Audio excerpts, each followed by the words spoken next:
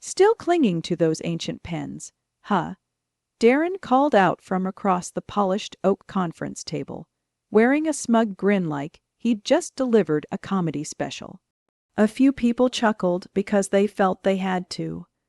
The rest stared hard at the cue, 2 projections they'd already memorized. I didn't laugh, didn't even twitch. My hand stayed perfectly still on my thick leather, bound compliance log, the one I'd been updating by hand for 18 years. The new VP of Operations, 41 cocky years old, and already acting like he ran the continent, leaned back in his chair like it was built from other people's sweat. "We're not living in the dark ages anymore," he said, tapping his tablet like it held divine answers.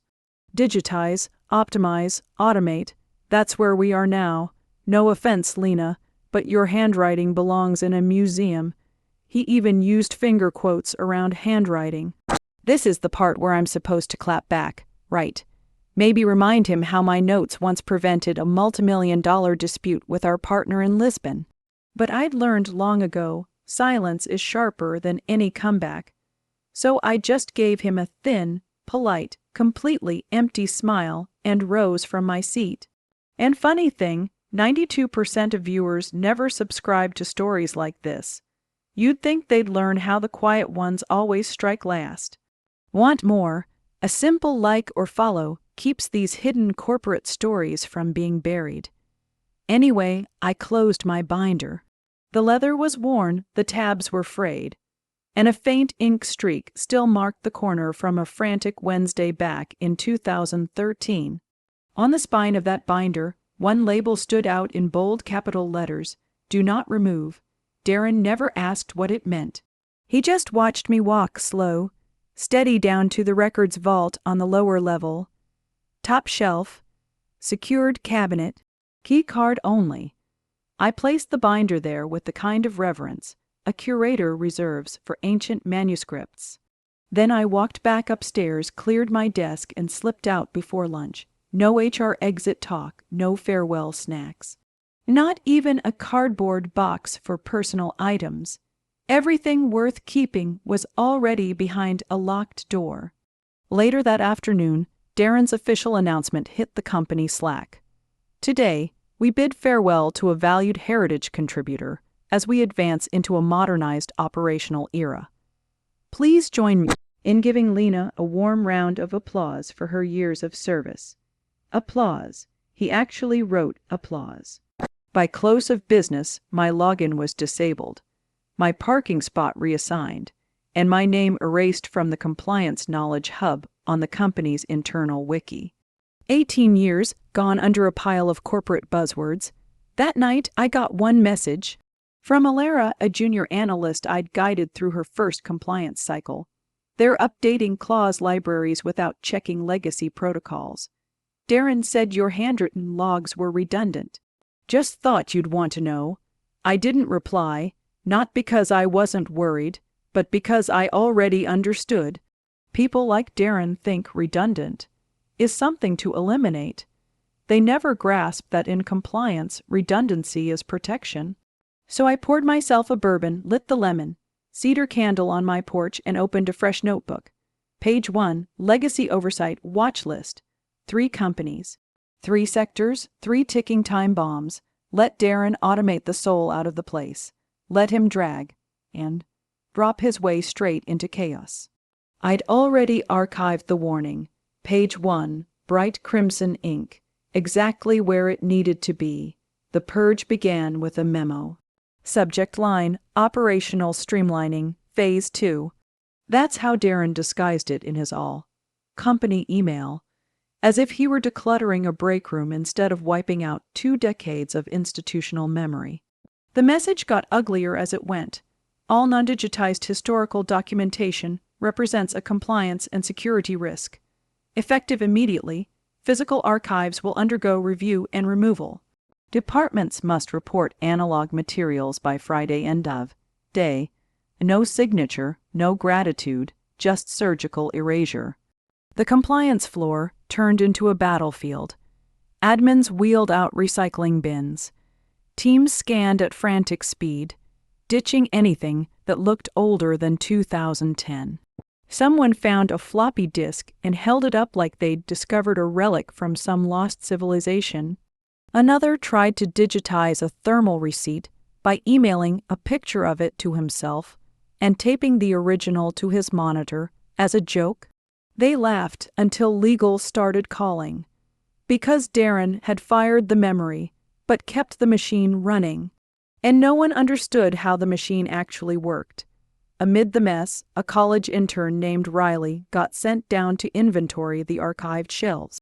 Y died, nervous, probably still carrying the syllabus for her global business integrity class in her backpack. She scanned every aisle with the barcode app Darren swore was more efficient than cross-referencing. Then she saw it, top shelf, black leather, brass edges smudged by 100 fingerprints, and right in the center, a single bold label, "Do not remove." Riley stared at it longer than she should have. She scanned the barcode on the cabinet, reached toward the binder's spine, then pulled her hand back. She didn't log it, didn't touch it. Somehow, that label didn't feel like a guideline. It felt like a polite warning.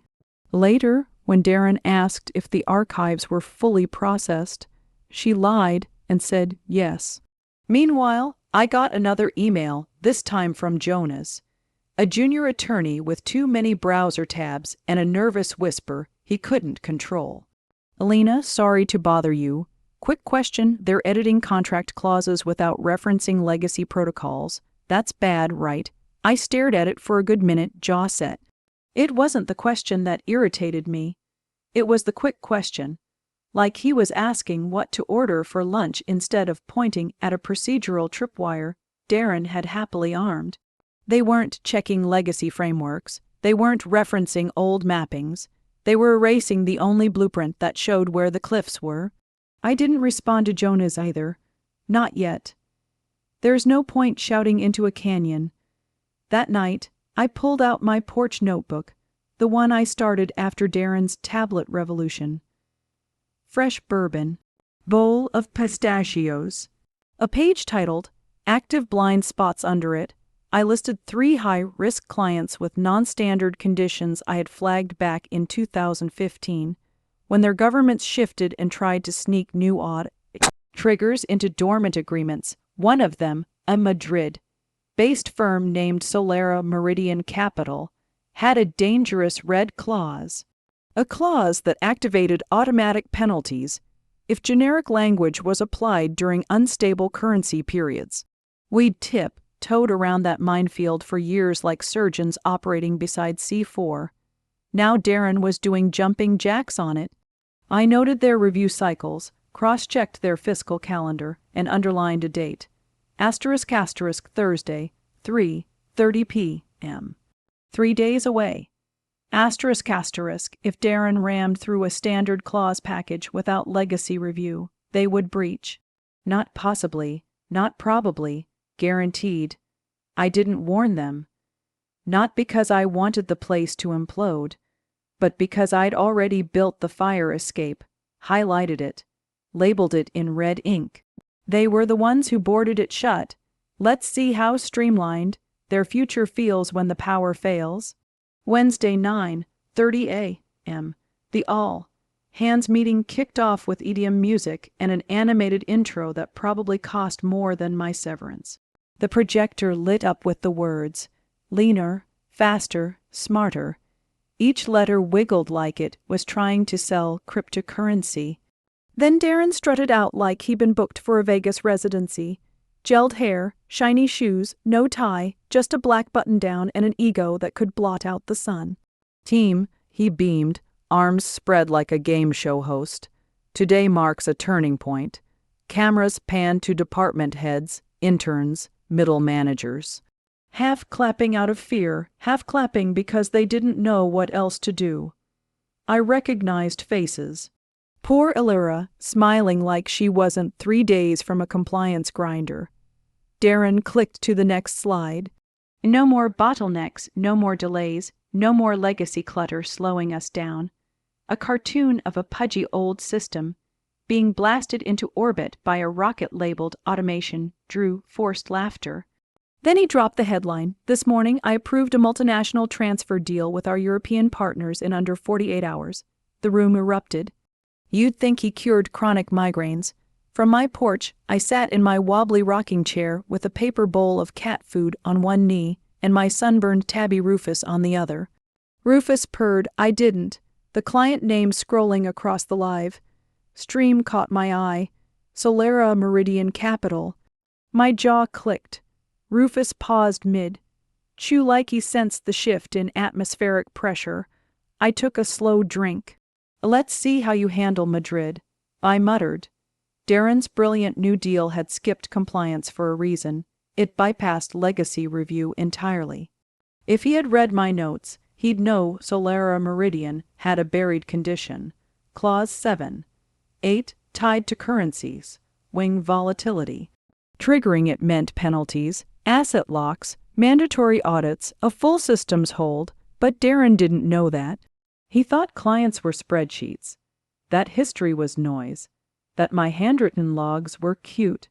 The live stream closed with a line that almost made me snort bourbon out my nose. We're not just modernizing, we're future-proofing, Lord help us. A blooper reel of old system failures followed. People tripping over filing cabinets, shaking fists at printers. The audience laughed like common sense had already been buried with honors. But beneath the forced optimism, I could see the cracks. Ilera didn't laugh. Jonas chewed his lower lip. Riley blinked anxiously whenever archives were mentioned. It wasn't confidence in the room. It was caffeine and denial. And Darren, he was celebrating a touchdown while facing the wrong end of the field. That afternoon Slack exploded with confetti emojis and champagne jive. Darren posted a selfie with the caption, "Legacy is dead. Long live the future." By nightfall, Solera Meridian's automated systems had already flagged the contract. A subtle alert. Barely a whisper. *** Clause 7. 8 trigger detected. Escalation pending. *** No one on Darren's level would see it, not until it exploded. I had seen it coming days ago, so I poured another bourbon, scratched Rufus behind the ears, and opened my notebook to a fresh page. *** Wednesday ignition. Tomorrow fallout. *** My phone buzzed on the porch rail. Unknown number. I let it ring twice before answering. Hello, a woman's voice tight, polished. I recognized it instantly. Sloane Mercer, Calder Wynn's executive assistant. She was famous for her razor, sharp heels that announced her arrival like small warning shots. Lena, Mr. Wynn would like to meet with you immediately. He asked me to repeat that exactly. I didn't ask how he got my number or why now. I simply said, I'll be there in an hour. I didn't put on a suit. I wore the same navy cardigan I used for high-pressure audits, the one with faint ink stains on the sleeve. If I was walking into a funeral, the ghosts deserved to recognize me. When I entered the building's lobby, heads turned. Someone near reception whispered, "That's her." They didn't say my name. They didn't need to. Sloane was waiting at the elevator with no small talk, no expression. 19th floor, her hands clasped together like she was praying for the building. As we stepped out, I spotted Dr. Kamath holding my binder like it contained uranium. He opened his mouth, closed it, then simply nodded. That was enough. Calder Wynn's office door was already open. "Lena," he said, gesturing to the chair across from him. No desk between us, just a round table, 2 chairs, and a silver thermos with 2 steaming mugs of black coffee. A small sticky note on the handle read, "No cream, 2 sugars." He either remembered, or someone made damn sure he did. I sat. He studied me, not calculating, just looking. I should have read it. He finally said, "When you left that binder, page 1 was sitting right there." I didn't blink. "You weren't supposed to." He tilted his head. "No." I sipped the coffee, bitter, hot. It was written for Darren. That's why it was dangerous. If he read it, consequences.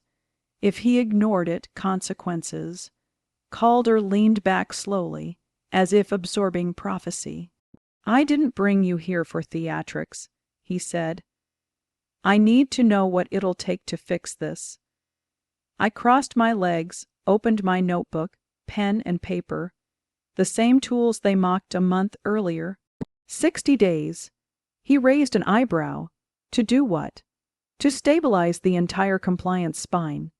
I said, rebuild hybrid systems, restore manual cross-checks, reinstate archive protocols, retrain legal on clause sensitivity, and put red flag audits back into finance before the next deal cycle. He stared, and the role, no team, I said, no direct reports, no desk full of interns to babysit. I'm not here to raise another Darren, I'm here to repair a system. Calder exhaled. Your title then, you choose it. Just spell my name right. I nodded, stood. Sloane was already by the door, as if she'd sensed the decision through the wall. As I walked out, her eyes flicked to the binder under my arm, and for the first time, she looked nervous. Dr. Kamath passed me in the hallway, whispering, everyone's talking about your sticky note. Solera Meridian, they can't believe you flagged that clause years ago. I didn't slow down. They'll believe more by Friday, I said. In the elevator's mirrored wall, I caught my reflection, hair tied back, no makeup, binder tucked under one arm. For the first time in weeks, my hands were steady. I wasn't coming back. I was taking command. The memo's Wednesday 8:01 a.m. No fanfare, no company-wide announcement. Just a quiet Slack ping, buried between an ergonomic keyboard reminder and an intern's motivational quote. Effective immediately, Darren Rowe will transition into a strategic advisory capacity for non-core initiatives. Corporate for, go sit in a corner and think about what you've done. His badge access was downgraded to floor 5, right beside maintenance supply and the document shredder bay. No team, no budget, no seats at executive meetings. Rumor was his only advisory assignment was explaining how not to handle compliance. 10 minutes later, the second memo dropped. Please welcome back Lena Vargas as Special Executive Advisor to the CEO. No emojis. No strings of exclamation marks. Just facts, though that title landed like a gavel being slammed on a courtroom bench.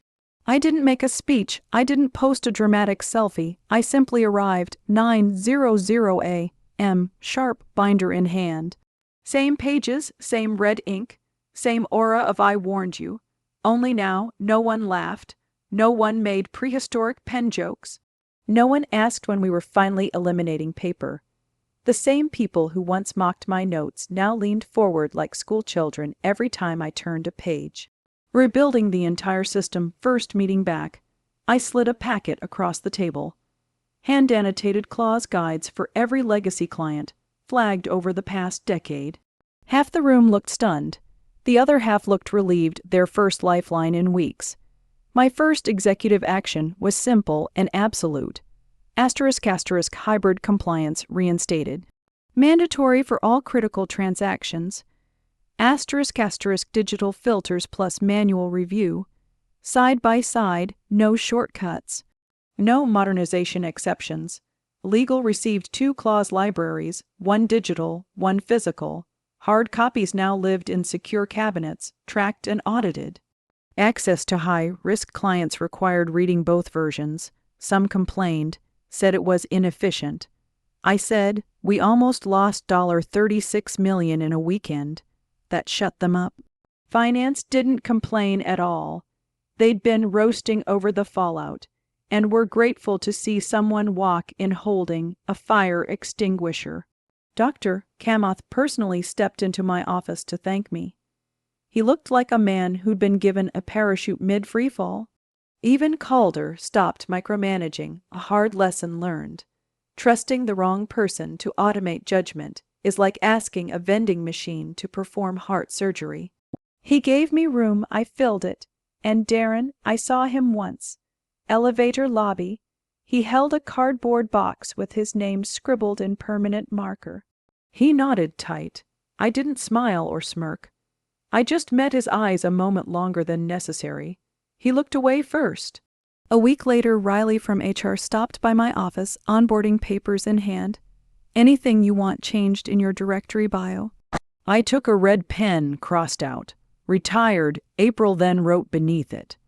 Reinstated on her terms, the hallways outside my office stayed unusually quiet that week. People walked softer, spoke lower, like they were afraid of disturbing something ancient they'd disrespected once before. I carried the binder everywhere, no one laughed. The final silence, it hit the internal feed at 6:44 a.m. On a gray Tuesday, resignation, Darren Rowe. No statement, no farewell message, just a timestamp and a sentence. Gone, not even a thank you for your service. That silence, that was the applause. A few muted smirks appeared on Slack behind harmless JF, but no one said his name. Darren had become a cautionary tale whispered over lunch, a ghost in scuffed dress shoes. The summit, the announcement barely caused ripples. But the annual leadership forum in Denver that made waves, Calder opened the summit tireless as usual, hands behind him like a monk who once worshipped efficiency over experience. But this time he didn't speak about expansions or projections. He told a story, no names, no accusations. Just a quiet parable. There was a time when we believed everything analog was obsolete. That speed mattered more than memory. That new meant better. He paused. The room stilled. Then we found a binder on a shelf. Page 1 held everything we'd forgotten. Not because it was missing, but because we never bothered to ask where it lived. Somewhere in the audience, a pen clicked nervously. Calder smiled, a small, knowing smile. Sometimes, Calder said, the most modern solution is listening before erasing. Applause, genuine this time. When it died down, I stepped forward, slow, steady, binder in hand, not the old one. This was brand new, matte gray, pristine. My handwriting was still precise after all these years, waiting patiently on the first page. Calder took it without a word, opened to page 1, what we forgot to respect. Then he looked up, not at the crowd. At me, I nodded once, just once, and walked off stage. No speech, no curtain call, because this wasn't about revenge anymore. It was about restoration. As I left, 100 executives watched in silence. Eyes fixed on the binder now resting in Calder Wynn's hands, part relic, part roadmap. They'd never know how many sticky notes it held, or how many red flags were quietly threaded through the margins. But one thing had changed forever. No one dared discard them again. You're the real stars of the corporate jungle. Thanks for watching. Hit subscribe or I'll make sure your old cubicle memories get a proper audit.